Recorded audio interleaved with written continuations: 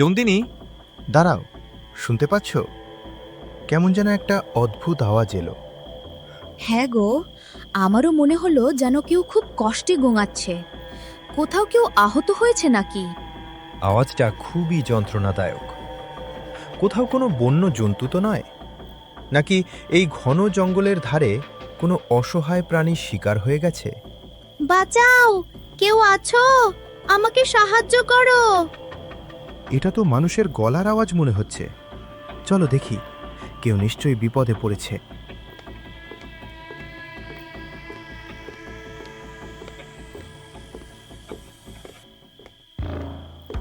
ভাগ্যিস তোমরা এসে গেছো। দয়া করে আমাকে সাহায্য করো।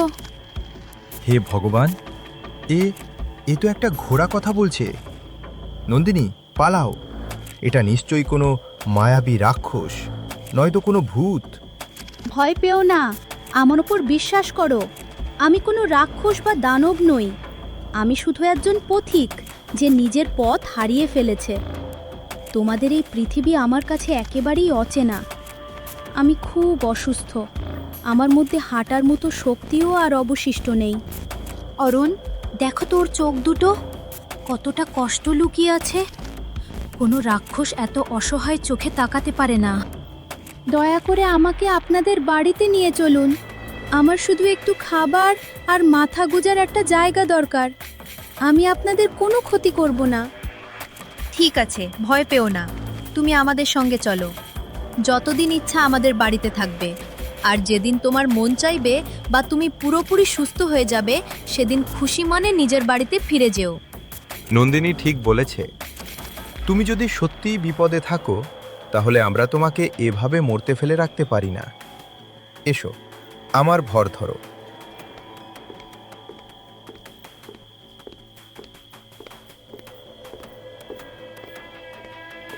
এখন বলো তো, তুমি আসলে কে আর কোথা থেকে এসেছ? আমি আমার সারা জীবনে কোনো প্রাণীকে মানুষের মতো কথা বলতে শুনিনি। আমি এই লোকের নই অরুণ। আমি অন্য এক লোক থেকে এসেছি, যেখানে সব কিছুই এমনই আশ্চর্য।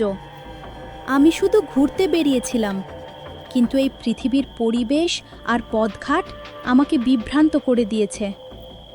এখানকার রোগ ব্যাধি সহ্য করার অভ্যাস আমার শরীরে নেই। অন্য এক লোক থেকে? এটা শুনেই মাথা ঘুরে যাচ্ছে। তবে যাই হোক, আমরা সবাই খুব ক্লান্ত। এখন তুমি নিরাপদে আছো। হ্যাঁ, আপাতত তুমি বিশ্রাম করো। শরীর বিশ্রাম পেলে কালকের মধ্যে নিশ্চয়ই অনেকটা ভালো লাগবে। ঠিক আছে, এখন বিশ্রাম করি। বাকি কথাগুলো কাল সকালে হবে। শুভরাত্রি। আপনাদের দুজনকে অসংখ্য ধন্যবাদ। শুভরাত্রি।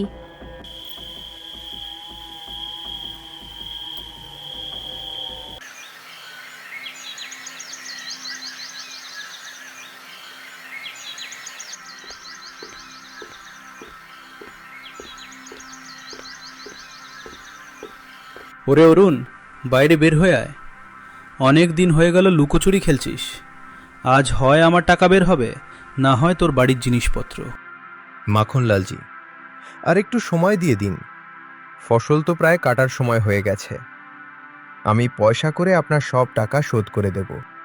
চুপ কর, তোর এই নাটক অনেক হয়েছে। প্রতি মাসেই একই কথা বলিস। এবার আমার ধৈর্যের সীমা শেষ হয়ে গেছে। আরে, এই ঘোড়াটা কবে আনলি রে? এত সুন্দর ঘোড়া তোর কাছে কোথা থেকে এলো? মালিক, এটা আমার শ্বশুর বাড়ির লোকেরা দিয়েছে, কালই এসেছে। শ্বশুরবাড়ির লোকেরা দিয়েছে? বাহ, তোর তো ভাগ্য খুলে গেছে। ঠিক আছে, টাকা নেই তো নেই। যতদিন না তুই আমার ধার শোধ করছিস, ততদিন এই ঘোড়াটা আমার কাছেই থাকবে। এই, তোরা এটাকে নিয়ে চল। না, দাঁড়ান। আপনি এই ঘোড়াটাকে হাত দিতে পারবেন না। এটা অসুস্থ, কোথাও যেতে পারবে না। অসুস্থ হলে আমি একে সুস্থ করে নেব, কিন্তু এটা আমার সঙ্গেই যাবে। দাঁড়ান মাখনলালজি, যদি আপনার কাছে কিছু বন্ধকই রাখতে হয়, তাহলে আমার এই গয়নাগুলো রেখে দিন। যখন আমাদের কাছে টাকা হবে, তখন আমি এগুলো ফিরিয়ে নিয়ে আসব। কিন্তু এই অসুস্থ ঘোড়াটাকে নিয়ে যাবেন না। বোকা মেয়ে, এই সামান্য একটা ঘোড়ার জন্য নিজের সোনার গয়না দিয়ে দিচ্ছিস? সত্যি তোর মাথা ঠিক নেই। যা, গয়নাগুলো নিয়ে আয়। চল রে, আজ তো ভালোই লাভ হয়ে গেল। ঘোড়া তো একটা বোঝা হতো, এই সোনাই ভালো। শোন, আগামী মাসে আবার আসবো। যদি তখনও পুরো হিসাব মিটিয়ে না রাখতে পারিস তাহলে কিন্তু ভালো হবে না।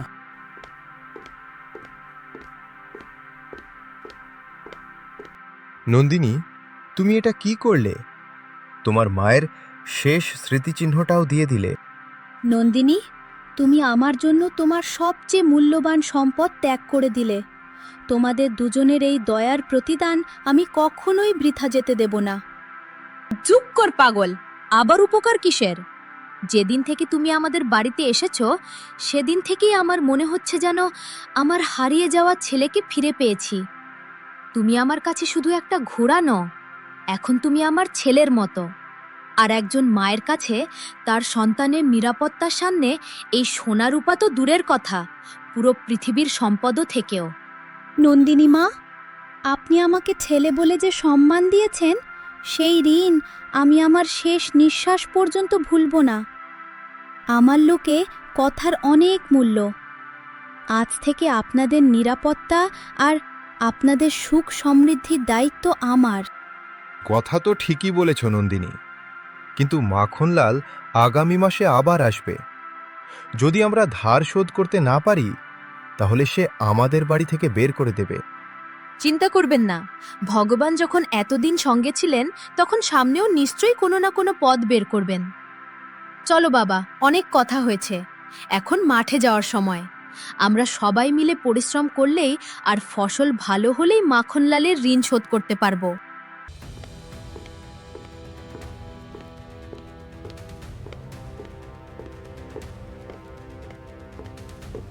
হে ভগবান, আমাকে ক্ষমা করো। আমার মেয়ে শুভা, আমাকে ক্ষমা করে দিস। তোর বিয়ে দেওয়ার সামর্থ্য আর এই হতভাগা বাবার নেই। ছেলের বাড়ির দাবিগুলো পাহাড়ের মতো, আর আমার পকেট একেবারে খালি।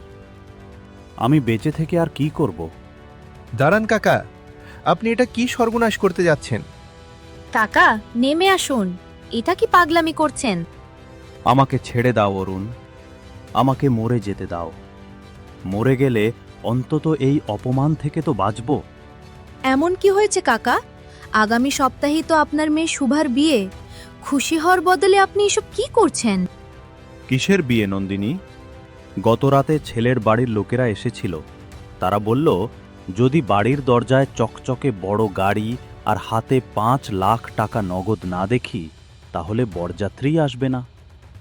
আমি তাদের পা ধরে কাকুতি মিনতি করলাম, বললাম গরিবের সম্মান নিয়ে খেলবেন না। কিন্তু তাদের পাথরের মতো মন একটুও গলেনি। কিন্তু কাকা, বিয়েটা তো ঠিক হয়েই গিয়েছিল, তাই না? হয়েছিল অরুণ, কিন্তু এখন তারা লোভে অন্ধ হয়ে গেছে। পুরো গ্রামে ছড়িয়ে পড়বে যে শুভার বরযাত্রী ফিরে গেছে। বেচারি মেয়েটা জীবিত থেকেও মরে যাবে। তার চেয়ে বরং আমি শেষ হয়ে যাই। ভগবান আমার ভাগ্যে শুধু দারিদ্র্যই লিখে রেখেছেন। তাহলে কি সত্যি এই পৃথিবীতে মানুষের জীবনের চেয়ে ওই কাগজের টুকরোগুলো বেশি গুরুত্বপূর্ণ? হায় ভগবান, এ তো ঘোড়া কথা বলল। অরুণ, এটা কি অলৌকিক ব্যাপার? আমি কি সত্যিই মরে গেছি? আর যমরাজের ঘোড়া কি আমার সঙ্গে কথা বলছে? না কাকা, শান্ত হন। আপনি বেঁচে আছেন, এটা একটা অলৌকিক ঘটনা। এই ঘোড়াটা কথা বলতে পারে। হে ভগবান, কথা বলা ঘোড়া! আমি কি পাগল হয়ে গেলাম? শান্ত হন কাকা, আপনি পাগল হননি। আমি আপনার সাহায্য করতে পারি। কাকা, এটা নিন। এর মধ্যে আপনার মেয়ের বিয়ে আর আপনার পুরো জীবনের জন্য যথেষ্ট টাকা রয়েছে। যান, আপনার মেয়ের বিয়ে সম্মানের সঙ্গে দিন। এ কি সত্যি? আমি কি কোনো স্বপ্ন দেখছি না তো?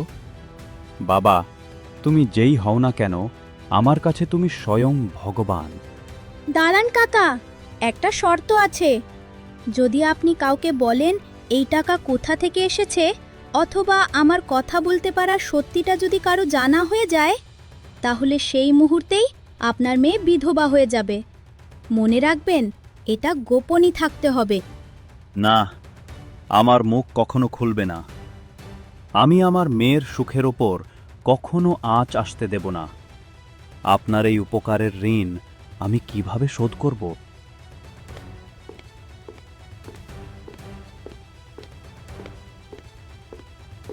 আমি নিজের চোখে দেখলাম, তবুও বিশ্বাস করতে পারছি না। তুমি তো সত্যি অলৌকিক কাজ করতে পারো। হ্যাঁ অরুণ, আমি পারি। কিন্তু ধন সম্পদের চেয়ে মানবতা অনেক বেশি গুরুত্বপূর্ণ। এখন বুঝতে পারছি নন্দিনী কেন বলেছিল যে তুমি আমাদের ছেলের মতো। চলো, এখন আর মাঠে নয়, সোজা বাড়ি চলি। আজকের দুপুরটা খুবই ভারী কেটেছে। এখন মাঠে নয়, বাড়ি চলো। তোমার সঙ্গে কিছু কথা আছে।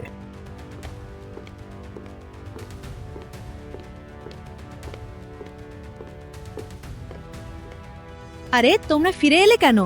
এখনো তো সূর্য মাথার ওপর। মাঠের কাজ কে করবে? ফসল না কাটলে ঋণ কিভাবে শোধ হবে? আরে নন্দিনী, এখন মাঠ আর ফসলের চিন্তা ছেড়ে দাও।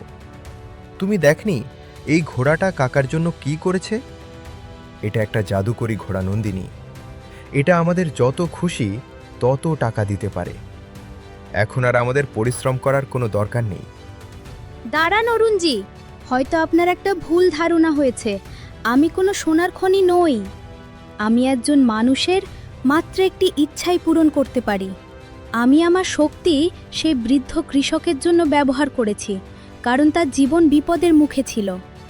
এখন আপনি বলুন, আপনার সবচেয়ে বড় ইচ্ছা কি? তুমি কি আমার মৃত ছেলেকে আবার ফিরিয়ে আনতে পারবে? এই পৃথিবীতে কি এমনটা সম্ভব? এক মুহূর্ত, আমাকে আমার দিব্য দৃষ্টিতে দেখতে দিন। এই পৃথিবীতে এমন কোনো জায়গা আছে কিনা যেখান থেকে মৃত মানুষের আত্মাকে আবার ফিরিয়ে আনা যায়? ও, নীলগিরি শিখর বাসিনম, পিতৃলোক দ্বার রক্ষকম, পথ খুঁজে পেয়েছি। আমাদের সুদূর দক্ষিণে অবস্থিত নীলগিরি পর্বতে যেতে হবে। সেখানে একটি প্রাচীন এবং বিশাল পূর্বপুরুষ বৃক্ষরাজ রয়েছে। একমাত্র তিনিই বলতে পারবেন মৃত মানুষদের ফিরিয়ে আনার পথ কি। বলুন অরুণ, আপনি কি এই কঠিন যাত্রার জন্য প্রস্তুত? আমরা কি রওনা হব? অরুণজি, যদি আমাদের ছেলে ফিরে আসার একটু আশা থাকে, তাহলে সেই সুযোগ হাতছাড়া করবেন না। আপনারা দুজন এখনই রওনা হয়ে যান। কিন্তু নন্দিনী, তুমি এখানে একা থাকবে? আর বাড়ির কি হবে? আমার জন্য চিন্তা করো না, আমি এখানে সব সামলে নেব। তোমরা দুজন একসঙ্গে যাও আর আমার ছেলেকে ফিরিয়ে নিয়ে এসো। আর হ্যাঁ, কথা দাও, তোমরা দুজনই সুস্থভাবে ফিরে আসবে। ভয় পাবেন না মা, যতক্ষণ আমি সঙ্গে আছি ততক্ষণ অরুণজির গায়ে একটা আঁচড়ও লাগতে দেব না। চলুন অরুণজি, আমাদের গন্তব্য অনেক দূরে আর সময় খুবই কম। হাই বন্ধুরা, পরবর্তী পর্ব ও পরবর্তী ভিডিওগুলো দেখার জন্য এখনই চ্যানেলটি সাবস্ক্রাইব করুন। ভিডিওটা কীরকম লেগেছে অবশ্যই কমেন্টে বলবেন। অনেক অনেক ধন্যবাদ ভিডিওটি দেখার জন্য।